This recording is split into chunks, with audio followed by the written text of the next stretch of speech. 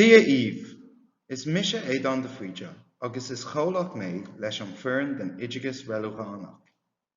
Scoí mé an cuid seo den FGL. Bei chóchóltaí lom san óor ag co-éascú codanna eile den FGL díomh. Is iad na hintaní foghlaime don seisiún FGL seo, tuiscin de bheith a gcuin an tábhacht a bhaineann le hintaní foghlaime agus creidtear ratha de Teagasc. Foghlaim agus Measúnú ila go bhfáileach in Oideachas Reiligiúnach. A fisrú conas a chabhraíonn Measúnú formachach agus eas-eolas formachach le foghlaim an scoláire I seomra ranga Oideachas Reiligiúnach. Mar fern agus ar neispiúis foghlaim garmúil a ndéiriú a gcuin, rinne muid léiriú an cleachtas a bhaineann le hintín foghlaim a chur a láthair chun tro na foghlaime a chur inniu. Is é intíní foghlaime agus creidtear ratha an chéad ceann de na léireáin uirlisí úsáide an CNCN. Atá ann chun ceithriú le Measúnú múnlachach inar seomra ranga. Lútar sa léireán sin gur chuirtear síos in intíní foghlaime an rud is mian leis an múntóir a bheith eolas ag a chuid scoláirí an méid a thuigfí siad agus an méid a bheith siad in ann a dhéanamh mar tóiriú na gníomhaíochtaí foghlaime I gceacht le. Mar sin, den chun deach cleachtas a samhlú, chur muid an dá intín foghlaime atá a gcruiléir an eispéiris foghlaime seo a láthair duit. Is é an intín foghlaime a chuirtear a láthair mar cuid an FGL tuiscin d'áil an tábhachtach a bhaineann le hintaní foghlaime agus creidtear ratha, maidir le Teagasc. Foghlaim agus Measúnú cumasach san Oideachas Reiligiúnach agus I miscrúdú a dhéanamh an Cuid a dtaithíonn Measúnú mullantach agus eas-eolas mullantach le foghlaim scoláirí I seomra ranga an Oideachas Reiligiúnach.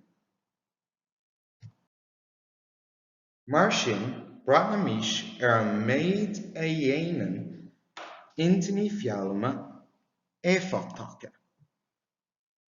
Tá siad a gcónaí nascaithe leis an bheaghlaim bharrtaithe, d'éirithe an bheaghlaim agus ní an ngníomh, scríofa I dteanga a thuigeann scoláirí, d'éirithe an méid a bheith eolas ag an scoláire faoi dhearú an cheachta. Leathan go mbeidh nach mbeadh treoranna an réimse leathan na neaspóiris foghlaime. Thaidh a bheith smart. Deir an tacranam smart go cheart go mbeadh intín foghlaime sonrach intafheasta, comhtheantaithe, réalaíocht agus únaithe.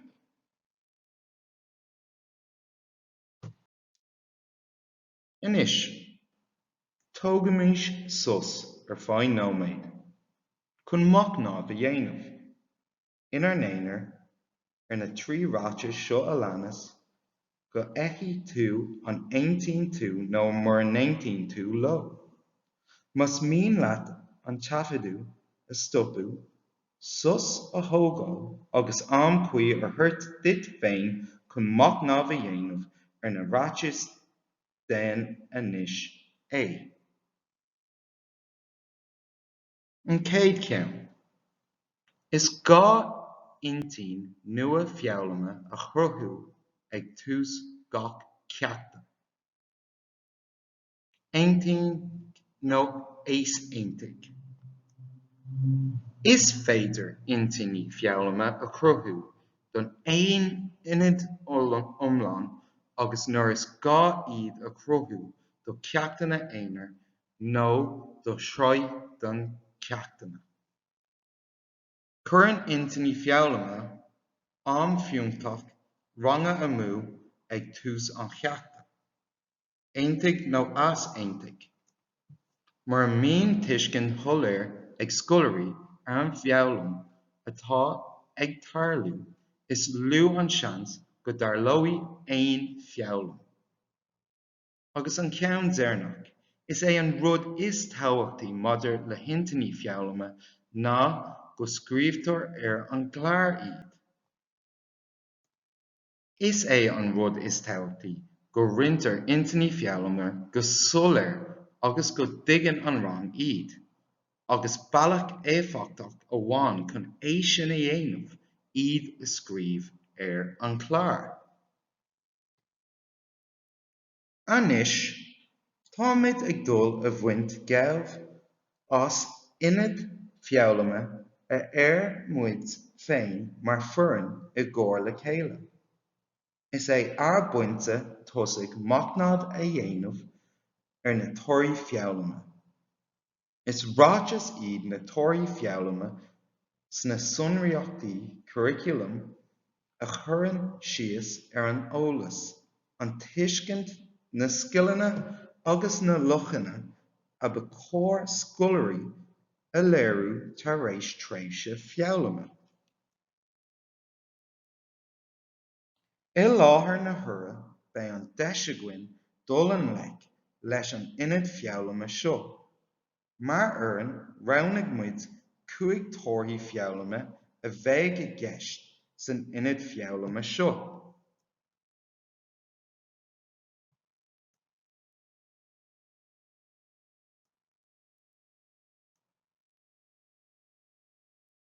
Déantar na tóirí feabhlaime seo a chomhthathú fud na dtrí snaithe. Is iad na TF-anna a 1.3, a 1.9, a 2.7, a 3.1 agus 3.7. Tóg nóméid chun sus a thógáil agus machnamh a dhéanamh na tóirí feabhlaime seo a leanas.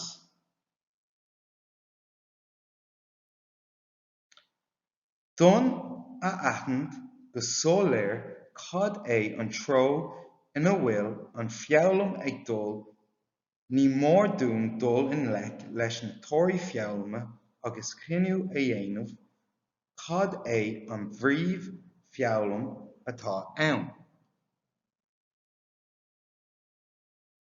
Bhí deis machnamh a dhéanamh na tóirí feabhlaime atá a bhfiosrú mar cuid den ionad feabhlaime seo. Anois, braithimís an gcumas a bheas an phríomh feabhlaime nuair a thugaimid faoin na tóirí feabhlaime seo. Is inan an príomh feabhlaim agus an méid a bheas an scoláire an ann a léiriú ag deireadh ionad feabhlaime. Agus na tóirthaí feabhlaime a fiosrú caithimid machnamh comhoibriacht a dhéanamh an príomh feabhlaim a bheas súil agus muid ag tuairt faoin na tóirí feabhlaime. Don ionad feabhlaime seo, ba seo a leanas an príomh feabhlaim a sochraigh muid mar rinn.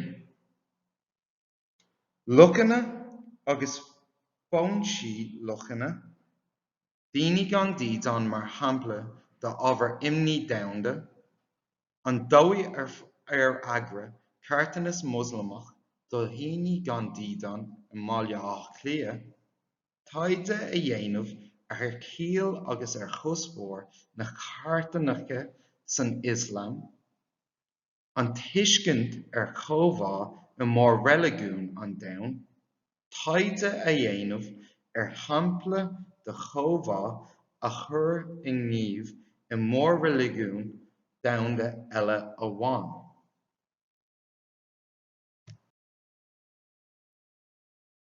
Bhí deis againn machnamh a dhéanamh na tóirí fiabhlama agus an phríomhfiabhlam a mheas ar siúl.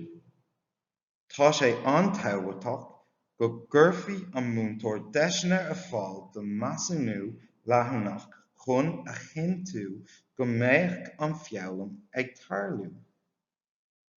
Raibh eolais a dheacáil, ceistú ó bhéal, díosbaireacht ranga, bileog obair taighde, póstar a chruthú faoi cheartánach in Ioslam, taighde a chomhdháil a chur inniu I mór reiligiún domhanda eile amháin a chur I láthair, teist deireadh inniu. Cineál amháin measúnatha ar mbeidh liom d'ard a thabhairt uirthi is ag gníomhaíocht ina gcruthaimid póstar a dhéanann cur síos ar cheartánach Ioslam. B'imfimid úsáid as seo chun creidtear ratha agus eas-eolas a léiriú níos déanaí sa chur I láthair seo. An bPríomh-fiabhlam is féidir a fheiceáil chun crutha an ionad fiabhlama seo go bhfuilimid chun deireadh ar Ioslam. D'éifí an tionad fiabhlama seo a chur in oiriúint go héasca de aon ceann de na 5 reiligiún domhanda móra nó níos mó na reiligiún amháin a chur san Arab sa téama seo. In Ioslam tá 5 chomhlún ann. Ar 5 cleachtas iad nach mór do gach Muslimach a leanúint chun a creidimh a léiriú. Is ceann a chub sa cat a chiallaíonn ceartánach. Tharlaíonn sé nuair a thugtar 2.5 faoin gcéad do saibhreas Muslimach don ceartánach agus is rud éigeanach é. Maidir le Muslimach tá níos mó le ceartánach ná sa cat. Tá cineál eile ceartánacha ann freisin ar a dtugtar Sadaqah. Is ceartánach iontach é seo a thugtar le príomh mór maith. Tá muid chun inniu a dhéanamh ar roinnt eispéiris fiabhlama a bheadh mar cuid den ionad fiabhlama seo. Gheobhaidh muid deis freisin obrú ar thodhchanáach ná tasca atá bunaithe ar taighte mar chuid de Measúnú comhthéantaithe don ionad fiabhlama. Is iad seo a leanas na hintinní fiabhlama don na ceachtaine a mbeadh muid ag breithniú orthu anois mar chuid den ionad fiabhlama seo. Tá sé tábhachtach a luatha gur bhfáileadh ceachtaine lastig den ionad fiabhlama é atá agat anseo. Tá na hintinní fiabhlama agus na creidtear ratha bunaithe ar na tóirí fiabhlama. Seo a leanas na hintinní fiabhlama atá a chur I láthair againn inniu. Déanfaí tú machnamh pearsanta ar do luchanna agus cad a dtagann siad. Fiosrúigh tú gá fhoinse luchanna in Ioslam. Déanfaí tú cur síos ar na ceartánach in Ioslam. Ba é an Measúnú réamh-eolais a mbualadh don ionad seo a éirí ar scoláirí machnamh a dhéanamh a cuid luchanna agus iad a roinnt.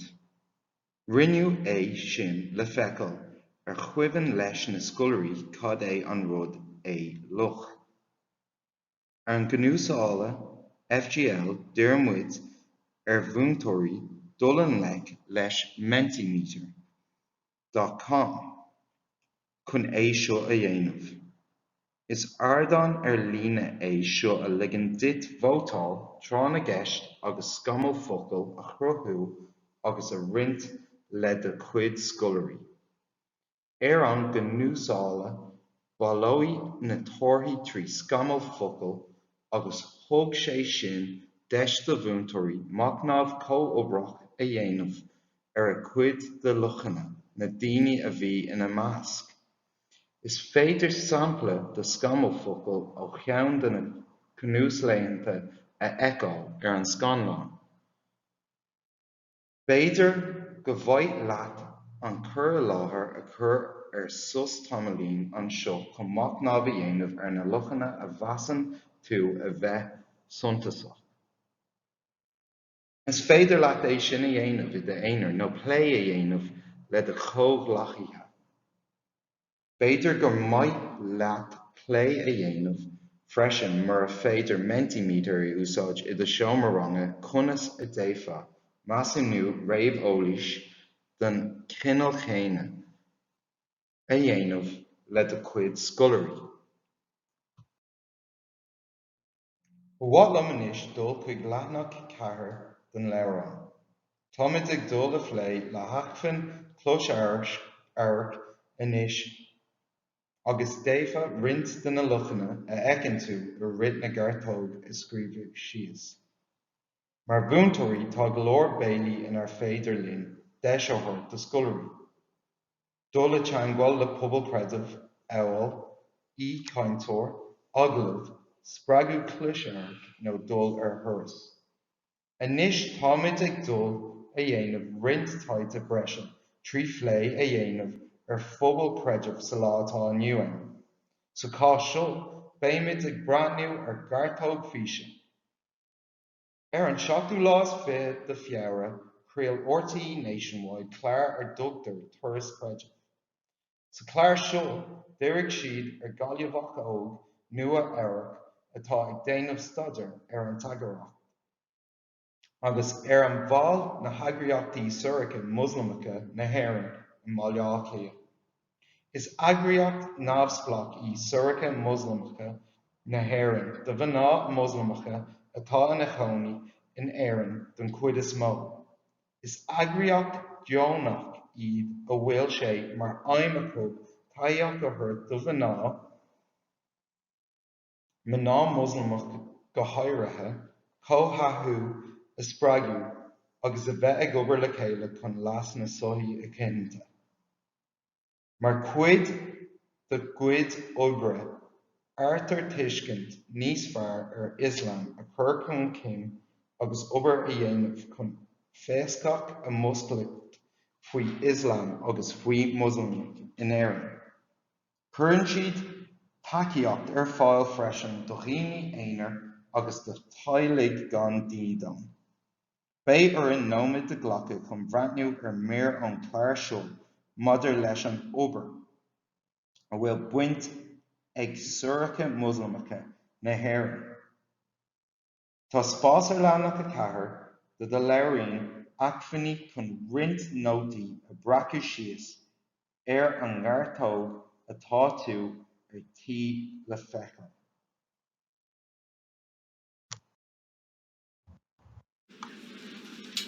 Was walking down Collins Street about 8 years ago and looking at rough sleepers and people I felt are being stereotyped as well. So I was able to connect. You're stereotyped when you're a Muslim woman. You're stereotyped when you're a homeless person, a rough sleeper. You see them in a doorway, you're like, you wouldn't go near him. That's where he wants to be. He's probably strung out. So these kind of stereotyping that I know now that the homeless do have to battle as well. So you see Tesco's La Farm. We've got Tesco's Camel. Lorraine uses an app to help organise the weekly food pickup. So this is the Food Cloud app that I was walking down Collins Street about 8 years ago and looking at rough sleepers and people I felt are being stereotyped as well. So I was able to connect. You're stereotyped when you're a Muslim woman. You're stereotyped when you're a homeless person, a rough sleeper. You see them in a doorway, you're like, you wouldn't go near him. That's where he wants to be. He's probably strung out. So these kind of stereotyping that I know now that the homeless do have to battle as well. So you see Tesco's La Farm. We've got Tesco's Camel. Lorraine uses an app to help organise the weekly food pickup. So this is the Food Cloud app that I get once a week, and it's usually Lidl, Aldi and Tesco's, but at the moment you can see it's Tesco's are the ones that are coming through. I've got 6 stores now to go to. Thanks a million. And we set up with one table, one flask, a few sandwiches, and one kind of pot of food. There was only 6 of us at that stage, 6 Muslim women to stand outside the GPO on a Friday night. And the 6 women were all wearing hijab. And they were of different coloured skin, including myself. So I knew I was taking a risk. I was bringing them into a very hostile situation. There was no men around, no men with us. Do you know what I mean? So to take that kind of step, to be independent, was difficult, and in the beginning we had a bit of hostility, but now here we are 2.5 years later. We've 4 6-foot tables, we've 25 volunteers every Friday night, we've a huge spread. Oh, it smells lovely. I can smell the curry. Yeah, I can as well. The relationship with the homeless people it's 100%. I just I think when they see what used to happen, when they seen Lorraine, and then when I'd start speaking, they'd be a bit hostile, and they go, and they'd look at me when they hear the accent, they go, "Where are you from?" And I'd be going, "I'm from Gulag, moved to Cabarrick, but I'm originally, an outsider." And then they go, "Why have you got that on your head?" And it's lovely, do you know what I mean? But you get to know them, you get to know their stories. Some people just come to your stall for a cup of tea and an ear. That's exactly what they come from, an ear to listen. A little bit of small soup. Okay. I'll give it to this gentleman here. Thank you. There you go. There you go. Lovely. Well done. Yeah, we do. We embrace everybody down there at the GPO. One particular family, she was a young woman and she had 3 children, and she was in the hotel accommodation for 3 years, and it was very heartbreaking on her. And she used to come and we'd do a bag shopping for her to last her a few days, and we'd also sometimes get some vouchers for her because they have to buy out every day and school runs and all that. Thank God she ended up getting her house, and when she got her house, she now volunteers for us, and that's amazing. I never ate 5 days. Okay, can I have another bowl of rice and chicken? Well, it's people that have been so grateful for the food that you're providing. They're very, very happy, and they're always thanking us all the time, more than what your children would do for us. Yeah, definitely. Alhamdulillah here. And we come in, this is our storeroom. Okay, yeah. The charity supports many projects, not just in Ireland, but across the world. Last year, the Rohingya crisis was terrible, so we fundraised just over 6,500. We would have loved to send out 40,000, but 6,500 was what we were able to raise. And then earlier on in the year, we did, when Aleppo was being bombarded, we sent out 6,500 to Aleppo. We did Burma as well, and then I just handed a check yesterday. Is féidir lena eáil an gcartóg físe gar sin lucanna na hagraíochta agus an obair atá chur a cric a chug chun taú leo siúd atá imealtha sa soithe. Ar gnúsála ATF, chuirmuid foinse éagsúla i láthair na múinteoirí chun a Cuid feabhlaime a sclaifleáil. Tá na haicmhíní seo ar fáil ar www.jct.ie. Is bhailiúchán do luchanna an chórán an chéad ceann a dhéanann tagart don ceartánach in Islam. Is chuir síos ar sacat agus sadacha an dara ceann, agus an ceann déarnach is bhailiúchán do luchanna an hadith. Focail ó Muhammad féin. Chúi na múinteoirí in leis na haicmhíní seo I gcóir lena chéile agus úsáidú iad mar scafláil le haghaidh tasc ar thug siad faoi I gcuideacha a chéile. Ar nós, nuair a bhíonn caint faoin phleanáil ar siúl a gcuin, leagamid béim ar an tábhacht a bhaineann le phleanáil le haghaidh measúnatha ag an tús. Is féidir linn freisin an measúnú a rint leis na scoláirí ag an tús, chun a Cuid feabhlaime a scafláil. Cuireann sé sin an scoláire a chruillir na feabhlaime agus tugann sé deisdóibh braithnú a dhéanamh ar an measúnú ar fud an ionad feabhlaime. Chun craithear ratha agus aiseolalas a léiriú ar an lá, dearmid ar bhúntaoirí póstar a cruthú a chuireann síos cheartánach in Islam. Is féidir rogha módanna a chuirt de scoláirí seachas póstar ach ar maithe leis an asparas seo chócaird muid ar póstar. Agus taighde a dhéanamh againn in ór ba ceart dún a bheith ólacht ar an gnéithe. Is mian linn deisina a chur ar fáil dar gcuid scoláire na gnéithe, fisriúcháin, fisriú agus machnamh agus gníomh, a úsáid ar fud an ionad feabhlaim. Na foinsí ar leabhar muid futhú roimh seo chabhraigh siad le múntóirí eolas a bhailiú do chasc an póstar a chuireann síos ar an ceartánach in Islam. Is é an chórán text néife chuid focail eala, focail arbais do dhia, an text néife Islamach. Is bhailúcháin de na ráiteas é an hadith ó múntóir Muhammad. Tá roinnt luchanna chuirthe le chéile againn an chórán agus ón hadith ar féidir leat braithniú orthu. I gcás dún ar bith nach mbeadh ólacht ar cheartánach in Islam, chuir muid cur síos geirid ar zakat agus sadaqa ar fáil freisin. Tuirfimid tamalín inis dit le léamh tríd an dá chineál cheartánacha in Islam, zakat agus sadaqa, agus na foinsí. I de cuid am garmúil féin, b'fhéidir go mbeidh leat léamh tríd na heachmhainní sin níos mína. Tá spás a léireán chun do chuid nótaí nó torthaí ón taighde sin a bhreathú síos. Tá rééis don bhúntóir cuid den taighde don fóstar a chríochnú agus sular thug muid aghaidh ar fóstar a chruthú, rinne muid machnamh ar chraidtear ratha.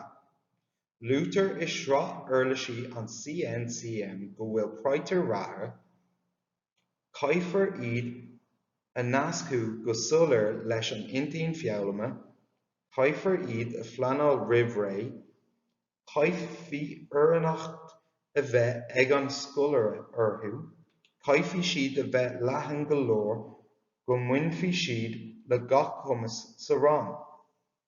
A bhuíochas dóibh bíonn Teagasc agus feabhlaim níos dírithe agus níos rathúla. Tá craithear ratha nascathe le hintinní feabhlaime agus béid deis againn braithniú ar chraidtear ratha go luatha. Mar chuid den ionad feabhlaime dearmuid ar bhúntóirí chraidtear ratha a cruthú do fóstar.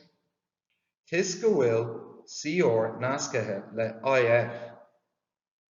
Tá na IF-anna mar seo a leanas. Caithfear iad a nascú go solar leis an intín feabhlaime. Caithfear iad a phleanáil roimh ré. Caithfí uirneachta a bheith ag an scoláire orthu. Caithfí siad a bheith leathan go leor go mhainfí siad le gach chumas sa rang. A bhuíochas dóibh bíonn text agus feabhlaim níos dírithe agus níos rathúla. Tá sé tábhachtach a thabhairt faoi deara go bhfuil na hintinní feabhlaime nascathe le torthaí feabhlaime, mar sin bíonn muid tagairt siar i gcónaí don sonracht. Is é atá sa bheasúnú póstar a chruthú a chuireann síos ar cheartánach in Islam, b'fhéidir go mbeidh leat sus a thógáil agus machnamh a dhéanamh ag an nóiméad seo ar an chraidtear ratha a bheadh smaoineamh orthu. Tuair de ard go cur amach ar na hintinní feabhlaime anseo. Tá spás ar leanach a cuaig de a léireán acmhainní chun roinnt chraidtear ratha a bhreathú síos.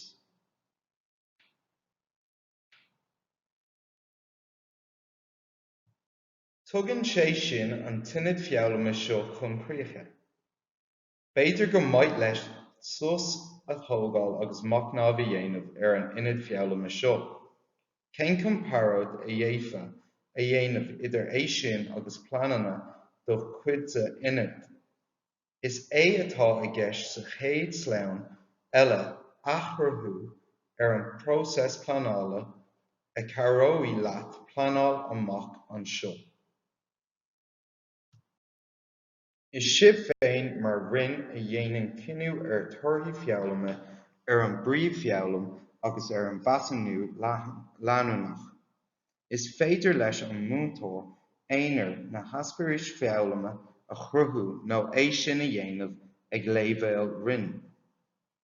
Is don bhúntóir iad na hintinní fiabhlama lena rint lena ranga féin agus ní gá dóibh a bheith sa phlean scríofa.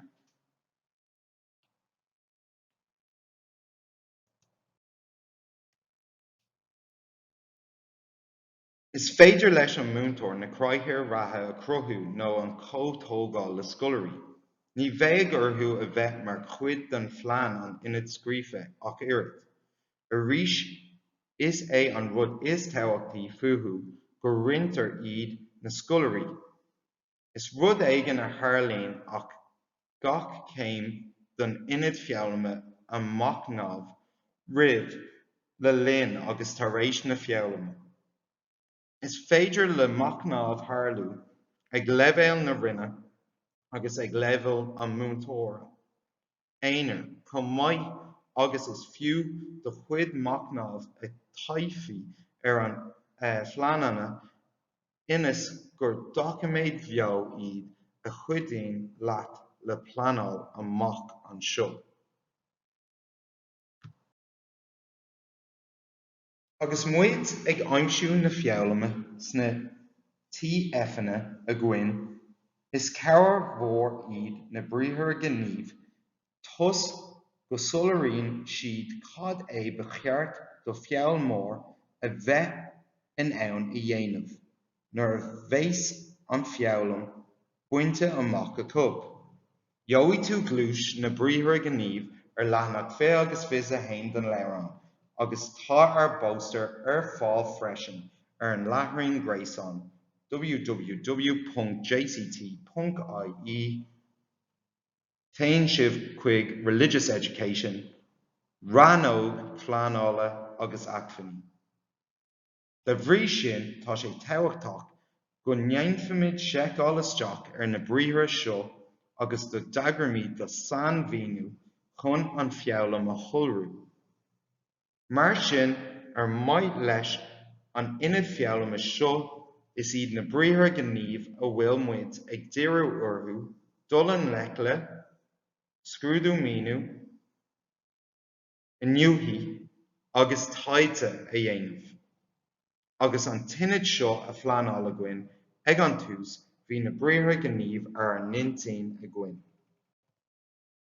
Ba é an dara spróc fiabhlama chuirmid láthair san FGL seo an scrúdú a dhéanamh ar an Cuid a dtaithíonn Measúnú múnlathach agus aiseolalas múnlathach le fiabhlam na scoláirí seomra ranganna an Oideachas Reiligiúnach. Lútar sa chrait an Shráid Sóisiúraigh 2015. Is féidir le cur chuige deorthach an Measúnú ina mbíonn Measúnú ranna bunaithe thar na trí bliana mar aon le scrúdú deireadh Measúnatha go seapadh agus stát chéadaíoch deis a chruthú don chóiríocht chuí idir scoláirí ó ullmhú do scrúdaithe agus is smaointheoireacht cruthaileach gafach leis fiabhlam agus torthaí níos fearr do gach scoláire a éascú. De réir an grúpa lasú an Measúnatha 2002. Formative assessment is the process of seeking and interpreting evidence for use by learners and their teachers to decide where the learners are in their learning, where they need to go and how best to get there.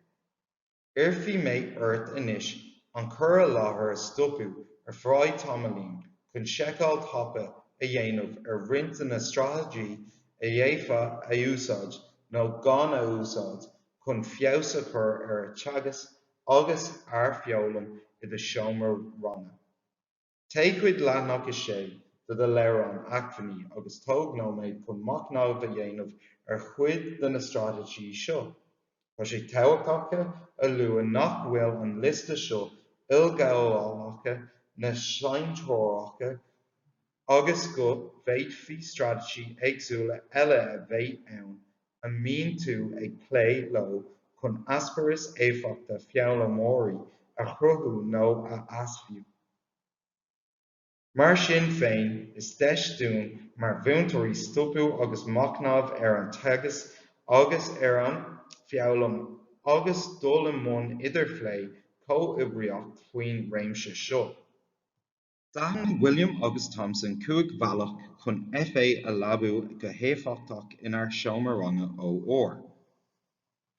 Intinní feabhlama a tholarú a tuiscint agus a rint, díosbaireachtaí éifeachta ranga chun maith le tascanna agus gníomhaíochtaí is spreagadh a éilíonn fianaise feabhlam, aiseolalas fáinne a chur ar fáil a bhogann an feabhlam chun tosaigh, scoláirí a gníomhachú mar acmhainní feabhlama de chéile, scoláirí a gníomhachú mar it is important that children know where they're going, but it's a mistake to think that the best way to do that is always through a narrow learning intention.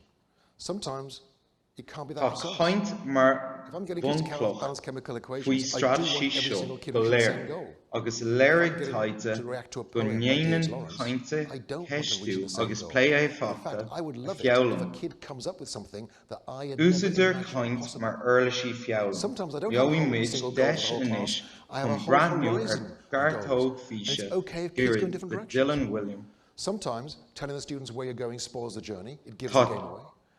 Sometimes it just makes for an inspired and uninspired teacher. CNCM. Agus le linn na nasparí seo lína fáimid an deismachná a dhéanamh orthú sin. The idea of sharing a learning intention at the beginning of the lesson assumes that all the kids are really fired up. They're desperate to learn something, anything, just to tell us what we're going to learn today. But you know what? Sometimes a smarter way of starting the lesson is with a question that grabs their attention. Like, why is it closer? Why is it hotter? Sorry, why is it colder at the top of a mountain, even though you're closer to the sun? That was a question a kid asked in a class that I was teaching. And I just thought, wow, what an amazing question. I'd never thought of that before. I've realized it, but I'd never thought of it before. And in fact, I found it a very good way of motivating a discussion about a particular issue in geography.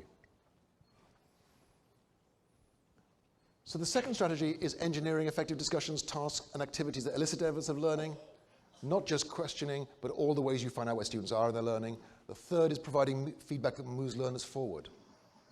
Back in 1998, Paul Black and I said that feedback should take the form of comments rather than grades, and to their credit, many teachers copied that advice.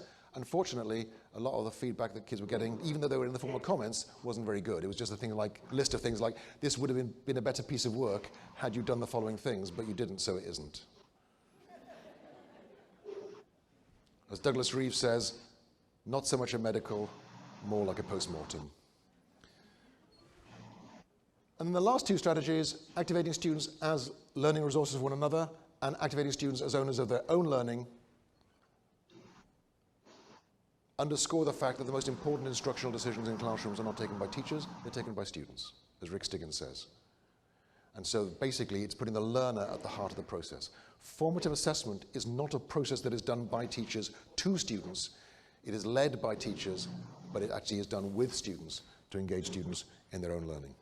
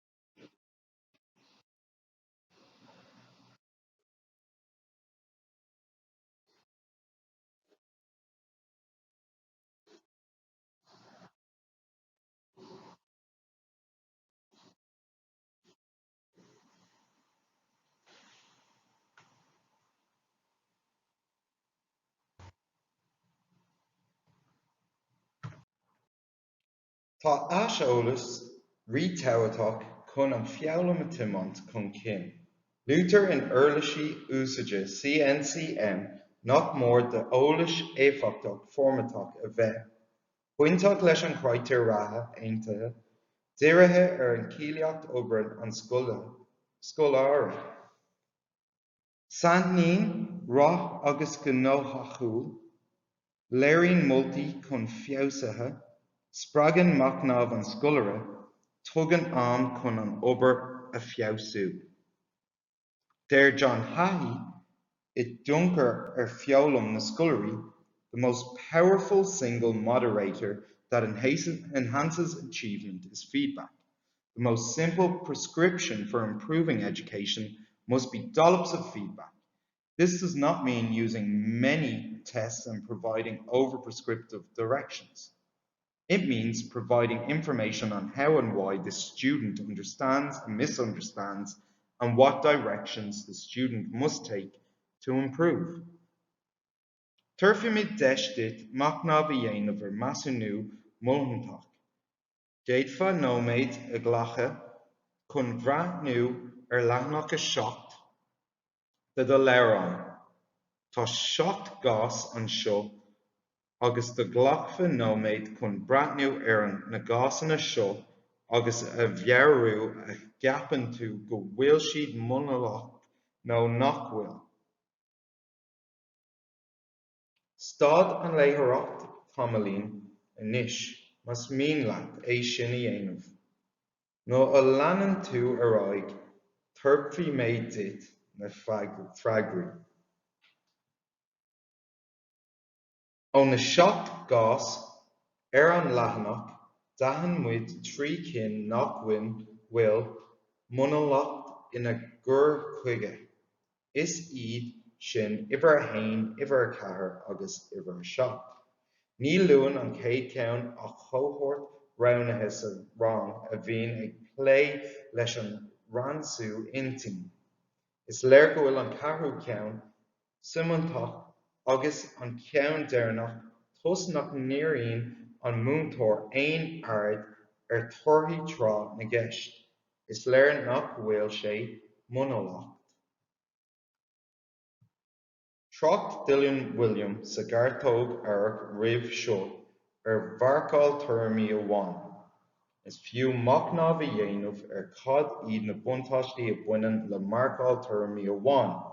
Má dhéanamid machnamh ar an taide féin díorthaithe I go mórtas le haghaidh tasc díorthaithe ar an sleamh, is féidir lena eiceal gur minic a chabhraíonn marcáil tuairimí amháin leis an scoláire feabhsú agus go dtugann sí saoirse dó feabhsú as is stún féin, agus ar láinte féin chun tuairt faoi dúshlán agus feabhlam uathu. B'fhéidir go mbeidh leat stopadh ar fáid tamalaín agus machnamh a dhéanamh ar na buntáistí a baineann le marcáil tuairimí amháin. Mar sin, rinne muid machnamh sa seisiún seo chéine ar eolas éifeachtach formatach. Deir William an méid seo faoi eolas. Using information to adapt to your teaching and adapt the work of the students to put the learning back on track if you like to make sure that the learning is proceeding in the right direction and to support that learning.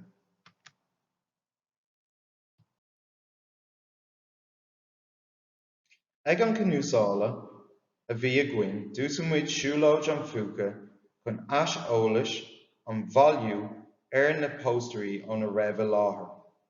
Chúil múntóirí thart ina dosc ag dhéanamh athbhreathniú ar gach póstar, agus ag machnamh ar chraidtear ratha a bhí comhthóchta a gcuin sa seomra.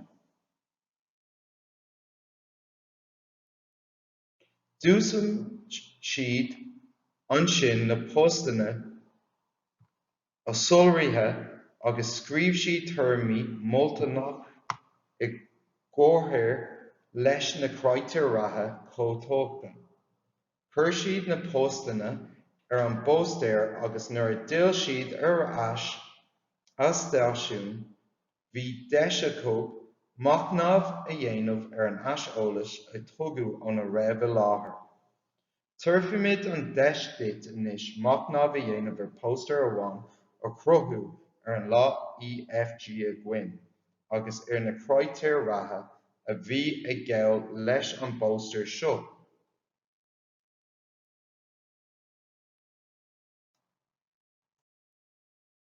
Tóg nóiméad chun easeolais a tuairt ag baint úsáid as na craidtéir ratha comhtógta mar scafáil. Seo sampla go póstar ar ceann de chnúsáil léinte i dtéar cóthabhairt múinteoirí i gcóir lena chéile. Chomh tromhór leis atá na craidtéir ratha comhtógta ar smaoinemh muid orthu sa seomra ag baint úsáid as na haachfainní a churú i láthair na múinteoirí agus úsáidí é mar scafáil chun an póstar ar deireadh. B'fhéidir go maith leis stopadh ar feadh tamalainn agus easeolais a thabhairt bunaithe ar an craidtéir ratha comhtógta is féidir leat smaoinemh ar na ceisina seo a leanús. Cad é atá déanta go maith? An bhfuil aon rud fágtha ar lear. D'fhéach siad a dhéanamh arís cad a dhéanamh a chur san aireamh chun é a dhéanamh níos fearr.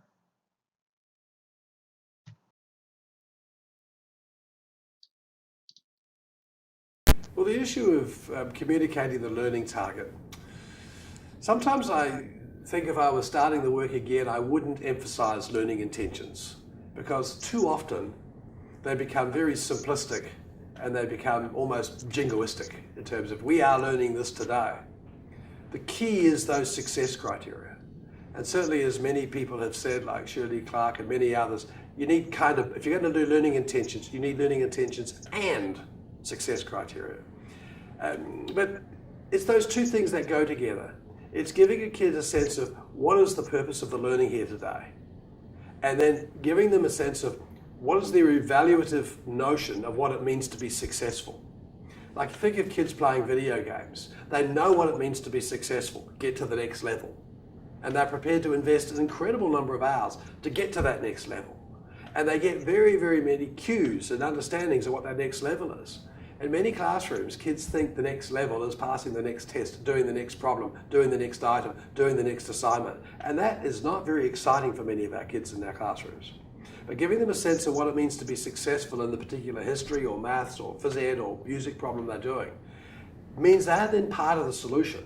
They know what it means to learn. They know what it means to be successful in that learning, and therefore they're more likely to engage in it.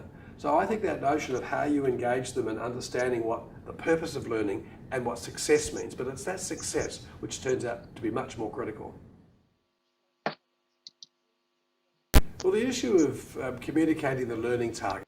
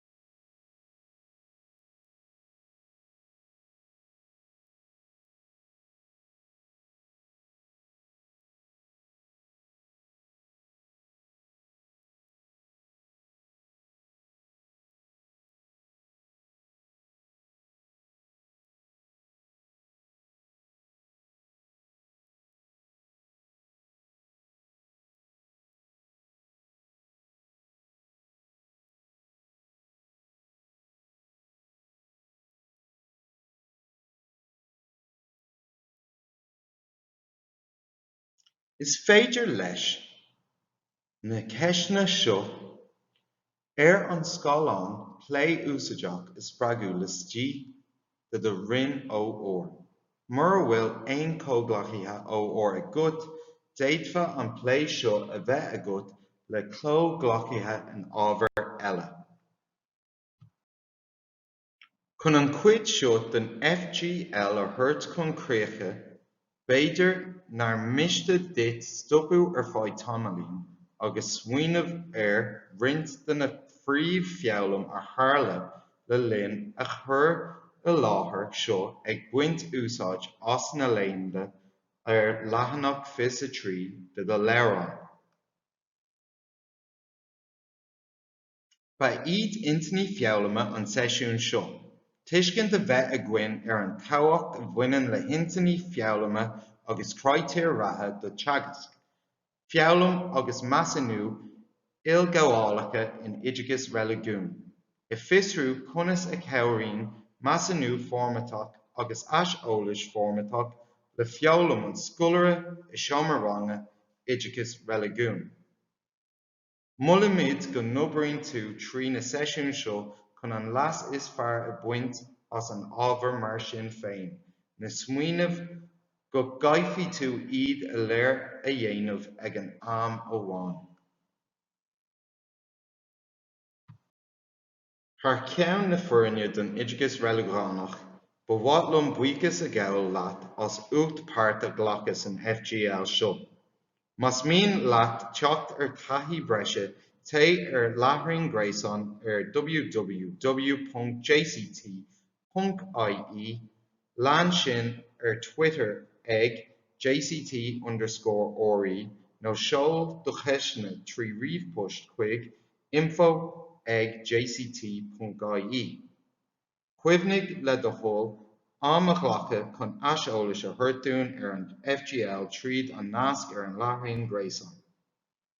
Gurb maith agat.